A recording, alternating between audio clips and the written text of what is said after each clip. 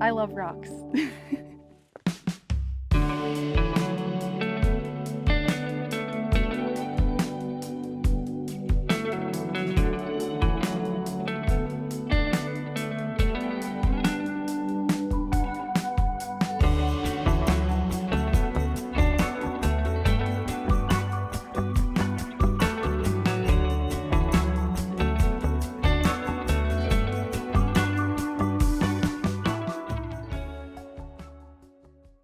Hello, I made it. I'm in California.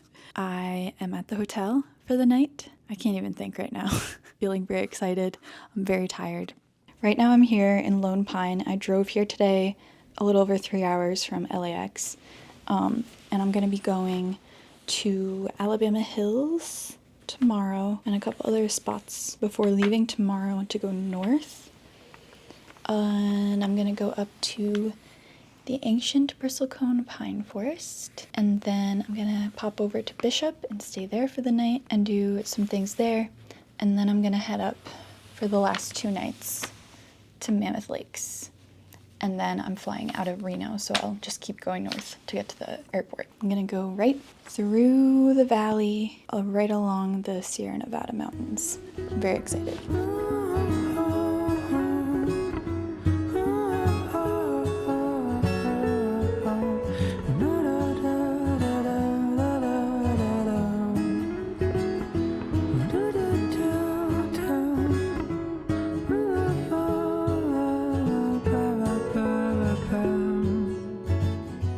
Different waves, different strands of life, primal codes, cryptic by design.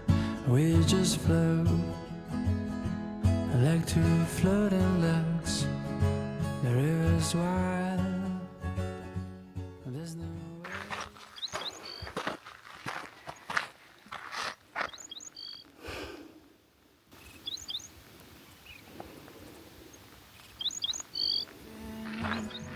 You know what there's in store.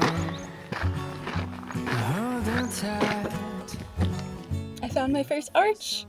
I forget the name of this one, but it's a much thinner one compared to Mobius Arch, which is the one I'm on my way to right now. And this one also has a really cool view of the Sierra Nevada right through it, which you're currently looking at. And it's so cool! There's so many arches here at Alabama Hills, and I'm gonna explain why. Satin stone and things go down with a magic of their own. And when you think you gotta figure it out, life has its way. Oh my god! I turned the corner after that first arch, and I see, I'm pretty sure this is Mobius Arch. Oh! I just saw a little lizard. He scared me out of the corner of my eye. Hi, buddy! He's so cute. He's just staying still now. I'm not gonna hurt you. Oh my god. This is it. Look at it. Whew. And I'm, of course, very out of breath right now because I'm not used to hiking in this elevation, and it's already really hot. It's like 7:30 a.m., maybe not even 7:30, and it's like 80 degrees, so. I have Mobius Arch all to myself right now, and it's beautiful, and just the surroundings here are incredible. It's so quiet too. I forget how quiet the desert is. Like, there's birds and bugs and stuff, but it's just like this sense of like peaceful solitude. It's so nice. So Mobius Arch is probably the most famous arch here in the Alabama Hills. I think partly because it's big and it has this gorgeous view of the Sierra Nevada mountains, especially Mount Whitney, which is the tallest point in the continental US. But this is just one of over 100 arches here in the Alabama Hills, and there's a reason for that geologically. I found the Heart Arch. It looks like the rocks are kissing. So this rock is granite, and about 80 million years ago, it was molten rock in a magma chamber, very, very, very, very, very deep underground. And that is also the case for the rocks that make up the Sierra Nevada mountains behind me. They look really different, but they're actually pretty much the same rock formed at the same time. You can see they're a lot more jagged and gray, and the ones here are more rounded, bulbous, and has all these arches. So why are there so many arches here in the Alabama Hills? The rock here, as I mentioned, is granite. Eventually, when it's uplifted and exposed to the surface, all the pressure that was on it from the other stuff burying it is now gone. And it starts to kind of react to that by expanding, by decompressing, and kind of shedding layers off like an onion. This is something that also happens in Yosemite National Park and with many other granite rock formations all over the world. Here's a really great example of the exfoliation happening on these. See how it's like layers peeling off? Eventually, when enough of that happens, the arches form. Here, there's also differential erosion from wind and rain and thermal expansion and contraction.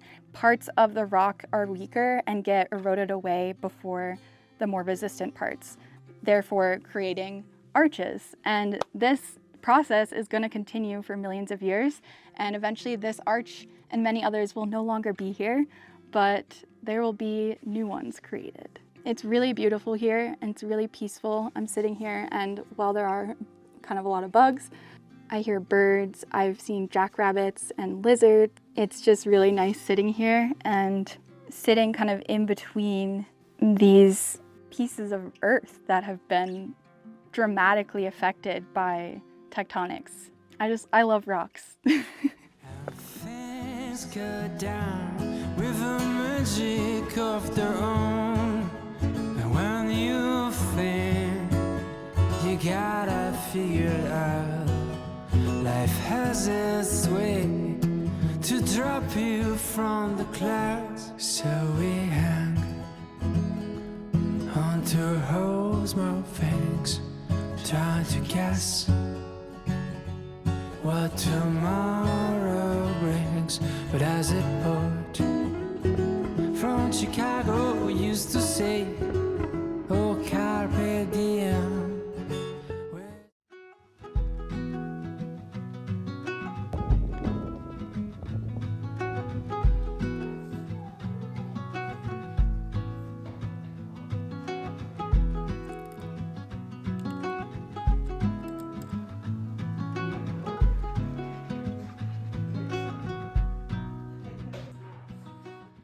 So I'm gonna do this trail right now, the Discovery Trail. It's only a mile and it does a little loop, so I get to see the trees.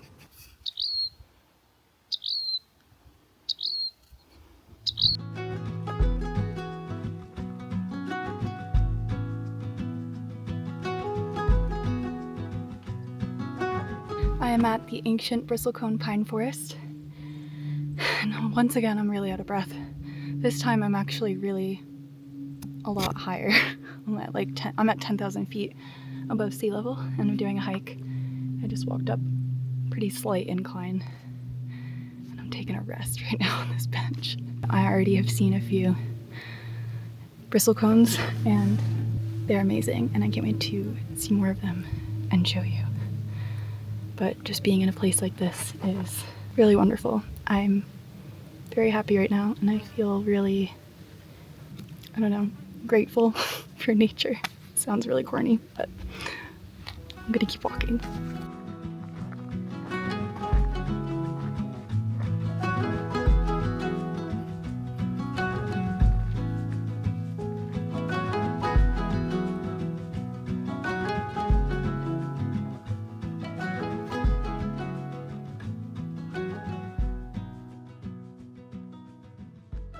The bristlecone pine forest is in the White Mountains, and that is a little bit east to the Sierra Nevada. Although we're at 10,000 feet, this area used to be a tropical shallow sea. In this ocean, there was all this calcium carbonate, and it got deposited in layers. It got buried, compacted, and cemented into solid rock limestone. Eventually, it got altered to have a lot more magnesium in it to turn into dolomite. And then all of that stuff was buried underground for millions and millions of years, and eventually when the Basin and Range province started forming, all those rocks that were buried got uplifted into this mountain range, just like the Sierras got uplifted into the mountain range they are. So now we're at 10,000 feet when millions of years ago, this was the bottom of an ocean. The reason that the trees grow there, that the bristlecone pines thrive here, is because it's a very unforgiving environment for a lot of plants. There is a lot of other really cool plants, some rare flowers, but it's really not like a rich, lush forest. That's why the trees grow here, is because they are able to withstand the high winds, extreme temperature changes, and also the soil, the dolomitic soil, isn't necessarily very helpful for a lot of plants. So that makes it so that the bristlecone pines don't have too much of a competition with other plants. So they're able to thrive and stay there for really long periods of time.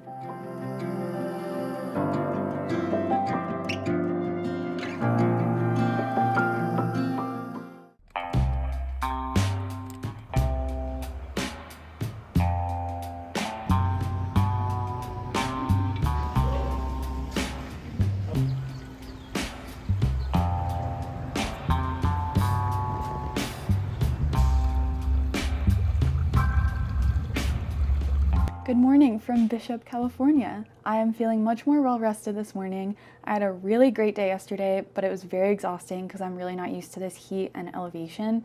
I only really did 2 hikes, like 2 really short hikes, like 1 mile each.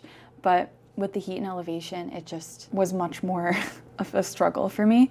I'm at this really cute hotel called Wayfinder, and I just made some matcha with a little travel packet that I brought and walked outside, and there's this really cute area outside where it's like a creek running through the property of the hotel, and there's places to sit, and there's like a little walkway right next to the creek, and chairs, and like all these gardens that are like lining it.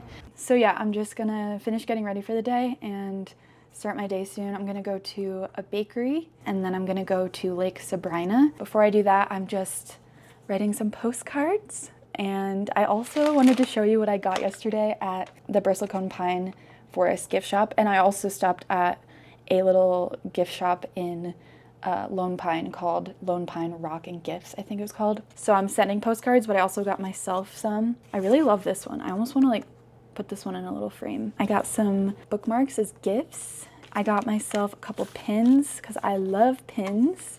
This is the ancient bristlecone pine forest, and this is a barn swallow. I love barn swallows. I got a magnet because I've been wanting to get more magnets when I travel, and it's the same as the postcard. I also have been wanting to make it a point to get ornaments, Christmas ornaments when I travel. This one's kind of wrapped up, but I'm gonna open it just for you. Okay, so here it is. And there was an employee art exhibit in the visitor center, like a little mini room that had stained glass pieces hanging in the windows made by one of the employees. And they were the most beautiful things I've ever seen in my life. They were so cool. I don't even think they were for sale, but they were just gorgeous. So this kind of reminded me of those. I don't think it was made by the same person, but it kind of has similar vibes because it's also glass. And then I also got this card. It's a watercolor print by someone named Ron Luce. And then of course I got some stickers. So I got this one at the bakery I went to. And then these 2 little bristlecone pine stickers. Oh, and I got this for a friend that I'm gonna send to her. I got her one of the cards. It's a different watercolor. And then I got her this because she's a plant lady. And then I'm also sending this to another friend. Let's take a ride. I've got the perfect place in mind. We've got an hour or so to hide.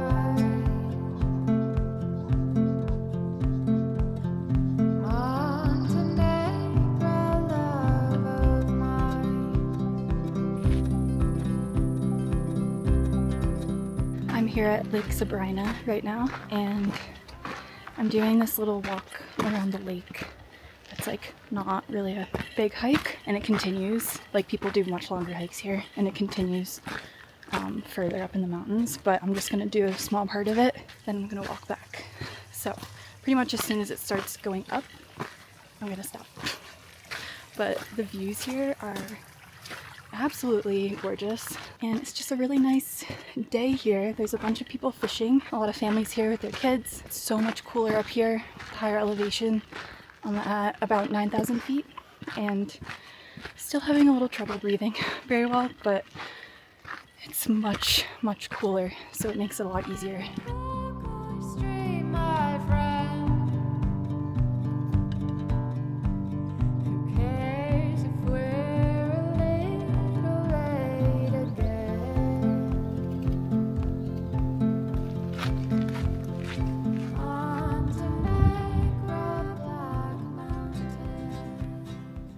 So the Sierra Nevada mountains are very cool geologically.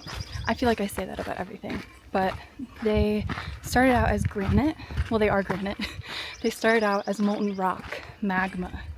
Okay, I was really out of breath when I was trying to film that while walking, so I'm going to continue it here. The Sierra Nevada mountains began as molten rock deep underground in a magma chamber. And over millions of years, the magma slowly cooled into this rock called granite. Millions of years later, the Sierra Nevada mountains were formed by being uplifted over 10,000 feet from where they were. They didn't just automatically look like this though. Over millions of years, they were eroded by rivers, wind, rain, and of course the last ice age created these really rugged, dramatic peaks and valleys. I'm looking at, right behind me is a cirque, and you can see how it's a really sharp peak at the top, and then there's a nice rounded, curved side, and there's another one on the other side of me as well.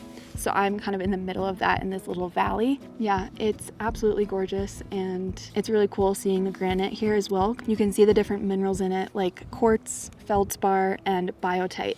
I believe the specific name for this type of granite is biotite monzonite granite. Biotite monzonite granite, yeah.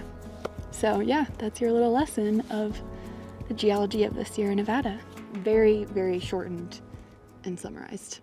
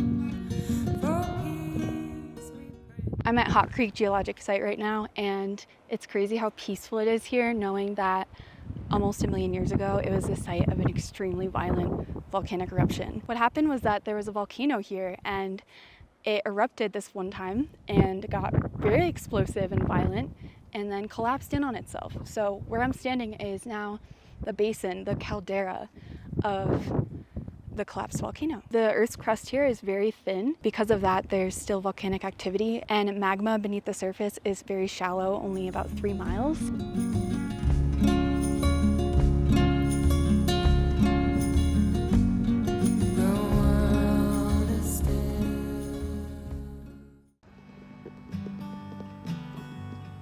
There's a lot to see, a lot to do.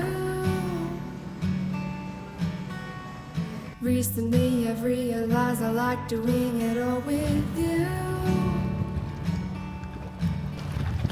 Take my hand, twirl me around, hold me close, don't ever put me down. I've been really looking forward to seeing these rocks behind me, this mountain, because the rocks are really, really interesting and really unique to the Sierra Nevada mountains. A lot of the mountains that I've been seeing, a lot of the rocks that I've been seeing are granite, because there's a huge batholith here, the Sierra Nevada batholith, that created the foundation for most of the Sierra Nevada peaks that you'll see. But this one is very interesting. It's called the Saveja Cliffs. I don't know if I said that right. This is interesting because it's much older than that granite that you'll see everywhere. And it's actually the remains, the sediments of an ancient ocean. So here in present day California, an ocean used to cover the area and it deposited sediments. And later those sediments were compacted into rock. Oh, and that ancient sea existed from 500 million to about 280 million years ago. Fast forward to about 100 to 80 million years ago, when the Sierra Nevada batholith intruded granite into the crust. It was a big blob of granite, or not granite, a big blob of magma that intruded into the crust. When that was happening, it put a lot of pressure, it put a lot of heat especially. It was a lot of heat. This is called contact metamorphism, and it changed those sedimentary rocks into metamorphic rocks, or metasedimentary rocks.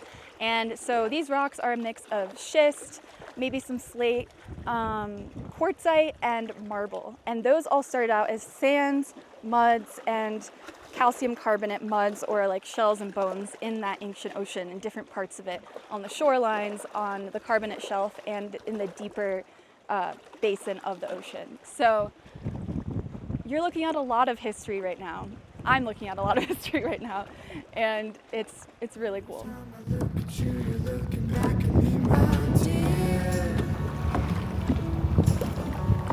When you are around, everything seems crystal clear. I've been dreaming of this moment, hoping for something real, for something real. Way back when I was a lonely soul, holding on to a heart so cold. Letting go is the only way to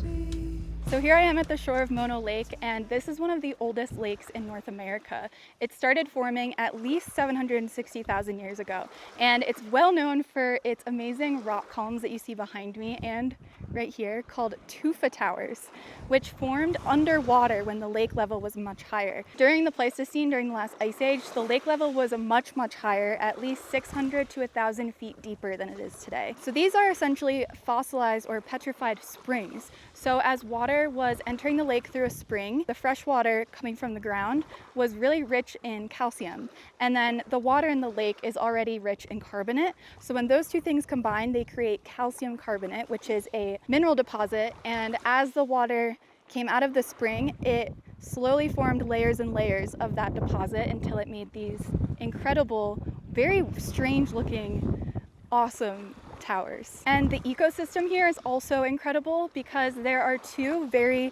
specific species that call this place home. There's the alkali flies and brine shrimp. So as I was walking on the trail, I saw thousands and thousands of the flies as I was walking. They just kind of like are everywhere, like in waves. They move as you step on a part of the path. These are really important to the ecosystem because birds actually come here. Over 35 different species of birds come here to eat the flies and the brine shrimp.